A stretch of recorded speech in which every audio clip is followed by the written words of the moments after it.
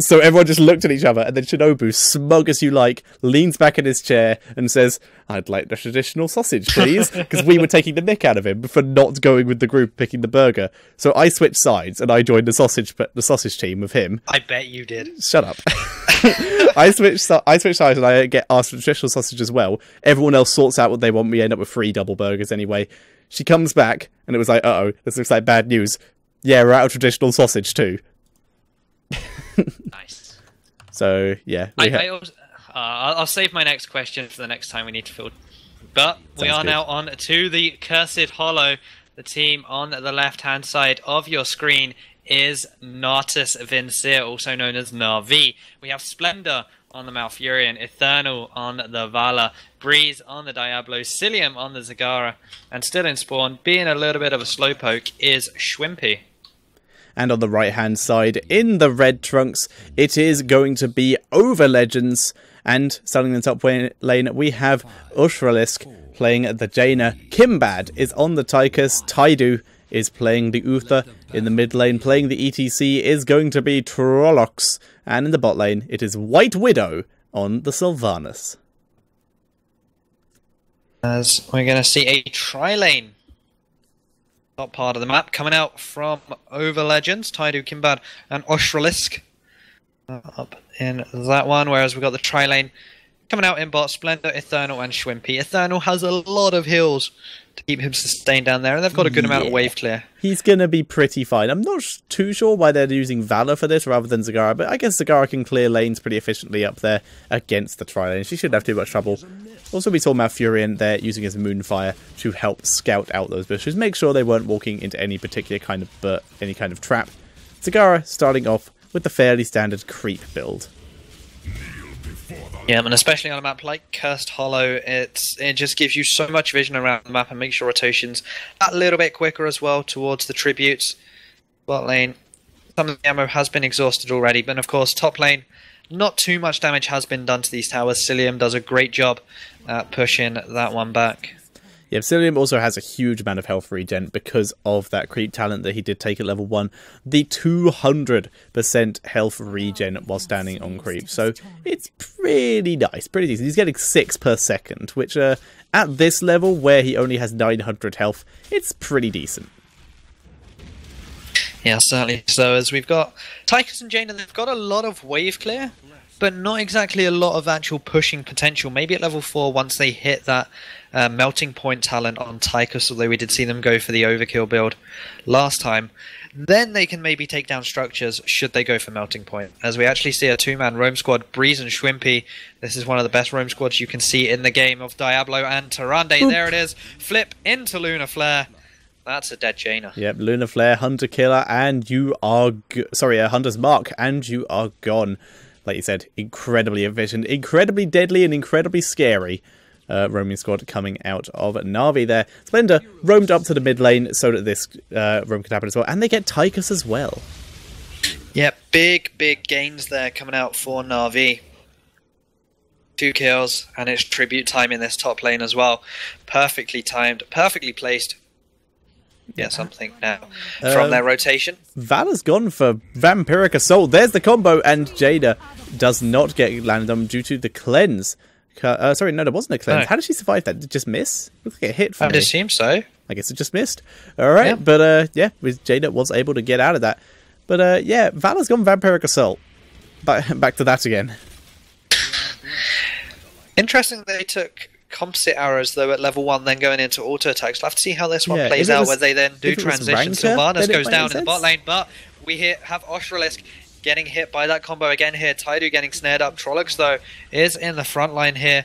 The healing ward is down in the back line, coming out from the Tyrande or Malfurion even. That's a dead ETC. Yep, 3 for 0 and a tribute going over to Na'Vi, just taking full control of this game. And they are looking very good. They're going to push this top lane, try and land a stun to Kimbad, but he is able to get out.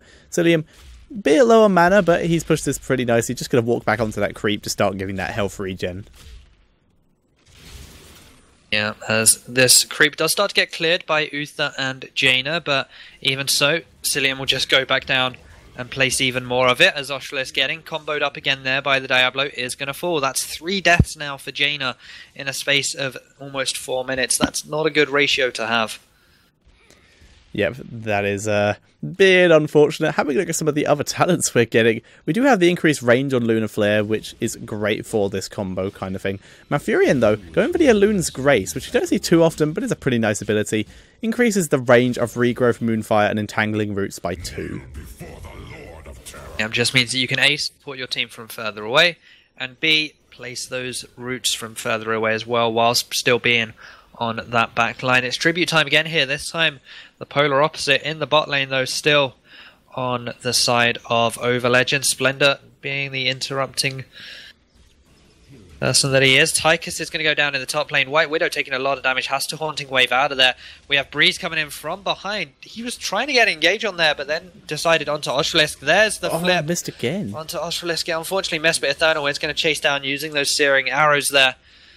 And Infernal has been doing a pretty good job. He's continuing to go into the auto-attack build despite their composite arrow, but it appears to be working for him as he is now chasing down ETC to try and get a kill. Taidu, though, in the background, sneaky, able to steal the tribute. That's what you get if you chase and be greedy.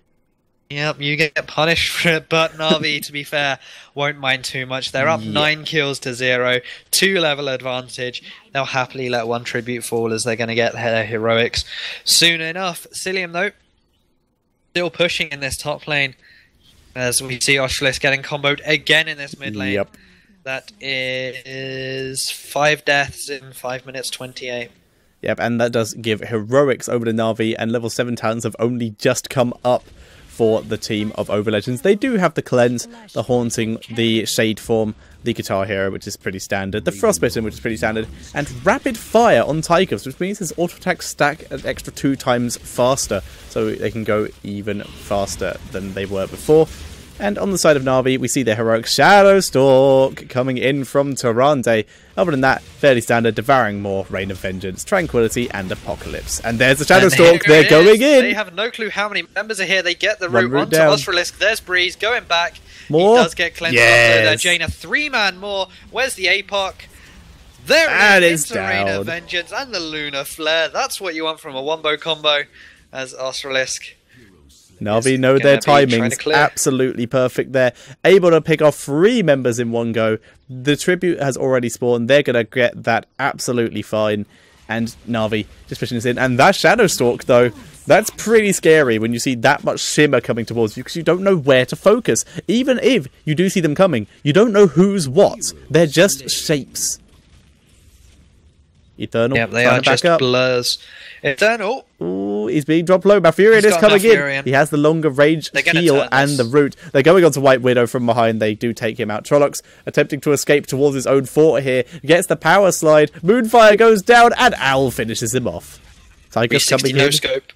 Yeah, Tychus coming in, trying to do some damage. Gets stunned. And now he is not dead, actually. Moonfire, multi-shot. No, not able to finish him off. Shrimpy walking straight through this blizzard. Takes quite a bit of damage. We are blessed by the light. As Overlegends only just about to hit level 9, still have to wait for their heroics. This Bruiser camp is going to get taken away by Na'Vi. They'll then probably push out this mid lane with it, get this mid fort as they're going to be using those roaches to scout out a little bit and waste some of the ammo. Yep, so they should be. Yep, they should be pretty good here. Na'Vi just backing up. They are in no danger at this point. Still no heroics coming in for Overlegends. They are so far ahead at this point, they're running out of objectives to do. They eventually are going to have to give in and take a boss. Down goes Taidu after a pretty nice run around, though, trying to get away. Nice Devouring Maw onto just one person, though. It's going to be Kimbad, and he does get burst down. Oof goes down in the back, and Ushralis gets rooted by Malfurion and dies as well. Yeah, and that's going to be the same story for this fort in the mid lane, as we now have ETC and Sylvanas showing themselves and then deciding, nope, don't want to go that way. There's some angry Na'Vi players there.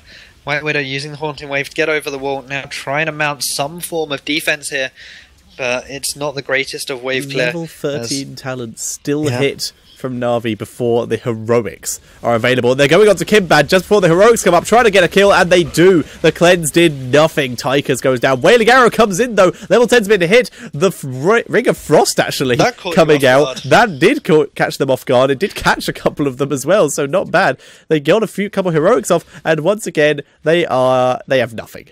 They were able to get those abilities off, and it did nothing. Shadowstalk coming in so they can gain vision. They're coming in with the stealth, and there is the combo. Apocalypse lands on just one. Divine Shield able to stop it landing on White Widow. Taidu in full retreat. In comes the stage dive. That's a bad idea. Trollocs having to power slide out of there, but Hunter's Mark is down on him. He takes a lot of damage, but is able to get out. Once again, Drakon Laser Drill coming out on this Tychus. Kimbad trying to do what he can, but once again engaged upon, comboed, and killed. Splendor going on to this drill, and they will take that down too.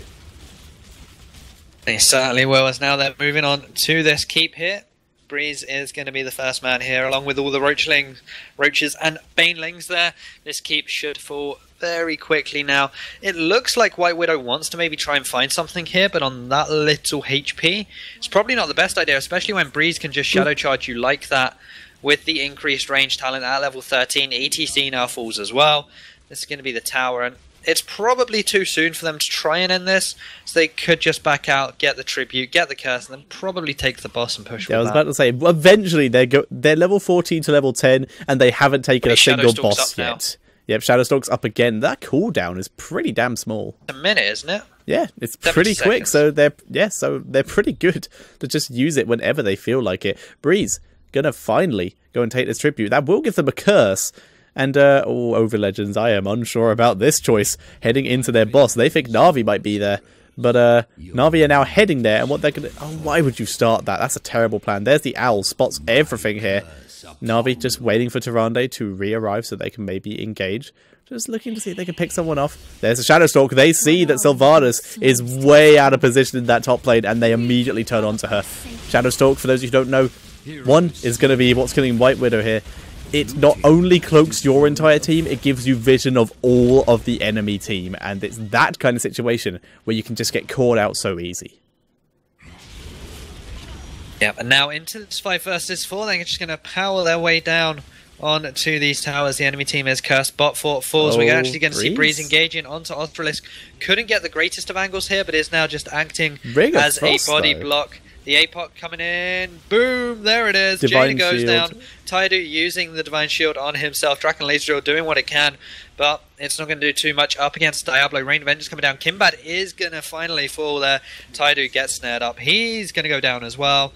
And now the push comes in onto the core. 11 minutes, 30 seconds into this game. And Na'Vi are looking for the end. The GG well playeds are coming out as the core goes down to 70%. Yep, super well played by Na'Vi, and still an interesting build on Valor. Frost Shot and Blood for Blood are the final 2 talents that she ended up with, just all over the place in terms of those talents. But very well played. They'll be moving on to the next round, and I don't know what they are running. Or who they're against, sorry. Either Mouse Control, who have been around for quite a while. They're a team I recognise, or... Oh boy. Shizrai. That is certainly a name. SCY.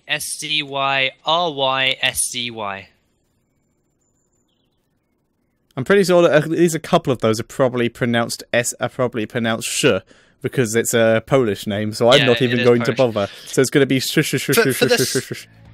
For the sake of pronunciation, I hope Mouse Control go through. Yeah, and if they don't, I'm calling the other team silly. But guys,